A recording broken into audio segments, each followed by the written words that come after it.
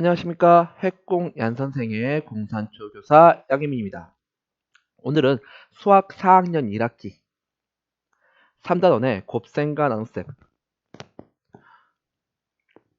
세 자릿수에 몇십을 곱해볼까요? 라는 학습 문제를 가지고 선생님과 여러분과 수학익힘책 38쪽, 39쪽 문제 해결 및 정답 확인을 해보도록 하겠습니다.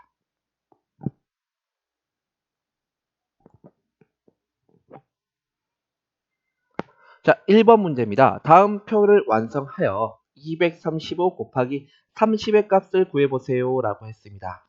그러면 먼저 235 곱하기 3의 값을 먼저 구해볼 건데요. 자, 3, 5, 15 해서 15자리에 1 올라가죠. 3, 3은 9.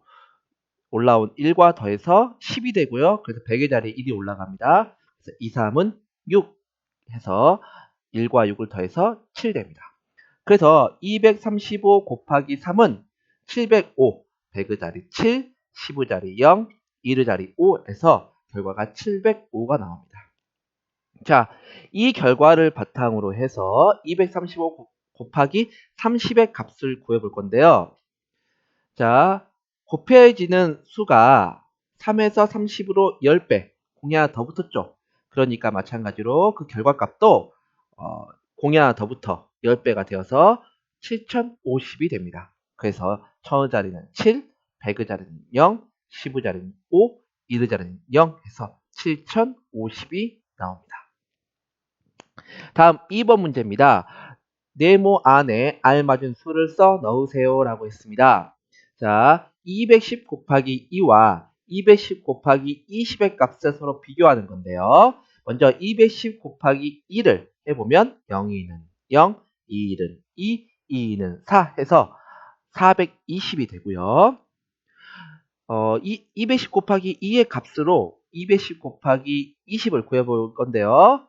곱하여지는 수가 10배가 되었기 때문에 그 결과값도 10배가 되어서 420이 4200이 되겠습니다. 다음 124 곱하기 6과 124 곱하기 60의 값을 구해보려고 하는데요. 먼저 124 곱하기 6을 해보면 6, 4, 24, 10의 자리에 2 올라가죠. 2, 6, 12 해서 1의 자리에, 100의 자리에 1이 올라가고 10의 자리에 2가 나오는데 올라와 있던 2와 새로운 2가 더해져서 4가 됩니다. 그리고 6일은 6이 되는데 올라왔던 1과 6이 더해져서 7이 됩니다. 그래서 124 곱하기 6은 744가 되는데요. 이 값으로 124 곱하기 60의 값을 구해볼 건데요. 곱하여지는 수가 10배가 되었기 때문에 마찬가지로 그 결과값도 10배가 되어서 7440이 되겠습니다. 자, 다음 문제입니다. 3번 문제예요. 두 계산식을 구해보는 건데요. 124 곱하기 40을 구하라고 하니까 마찬가지로 우리 앞에 1번, 2번 했던 것처럼 40 대신에 0을 뗀 4의 값을 먼저 곱해서 구해봅니다. 124 곱하기 4를 하면 0, 4는 0이죠. 2, 4, 8, 4, 1은 4해서 480이 되고요. 자, 이 값을 통해서 40에 곱하기 40을 구해보려고 하니까 곱하여진 수가 10배가 되니까 마찬가지로 계산값도 10배가 되어서 4800이 되겠습니다. 다음 341 곱하기 50의 값을 구해보려고 하는데요. 50 대신에 우리가 앞에서 계산했던 것처럼 5를 먼저 곱해볼 텐데요. 5일은 5, 5, 4, 20 하고 2 올라가고요. 3, 5, 15인데 올라와 있던 2와 더해져서 1705가 됩니다. 그렇게 해서 이 계산값을 통해서 50에 곱하기 50에 계산값을 구하려고 하는데 곱하여진 수가 10배가 되었으니까 마찬가지로 결과값도 10배가 되어서 17050이 되겠습니다. 자, 다음 4번 문제 볼게요. 계산 결과를 맞게 이어보세요 라고 했는데 먼저 계산을 다 한 다음에 이어보도록 하겠습니다. 800 곱하기 50의 값을 구하려고 하는데 먼저 이 0을 제거하고 800 곱하기 5의 값을 먼저 구해보면 5영은 0, 05는 0, 바로 40에서 4000이 되고요. 곱하기 5 대신에 곱하기 50을 하면 곱하기 진수가 10배가 되었으니까 마찬가지로 결과값도 5천이 돼서 4만이 되겠습니다. 다음 320 곱하기 40에 계산을 해보려고 하는데요. 마찬가지로 40 대신에 0 하나 제거한 4를 먼저 곱해보면 0, 4는 0, 2, 4, 8, 3, 4, 12에서 1280이 나오고요. 계산 결과 곱하지는 수를 10배 해서 구해보면 마찬가지로 결과값도 10배가 되어서 1280이 공하나부터 12,800이 되겠습니다. 다음으로 700 곱하기 90을 해볼 건데요. 90 대신에 9 곱해서 먼저 700 곱하기 9를 해보면 0, 9는 0, 0, 9는 0, 0, 9는 0이네요. 7, 9, 63 해서 6300 값이 나오는데 마찬가지로 곱하기 9 대신에 곱하기 90을 해서 10배를 튀기면 결과값도 10배가 튀겨져서 6300이 공하나부터 63,000이 되겠습니다. 자, 그렇게 해서 맞게 선을 이어보면 이와 같은 형태가 나옵니다. 어떤가요? 여러분들 다 맞게 풀었나요? 다음으로 5번 문제 풀어보겠습니다. 수학 한 권의 무게는 455g, 익힘책 한 권의 무게는 285g입니다.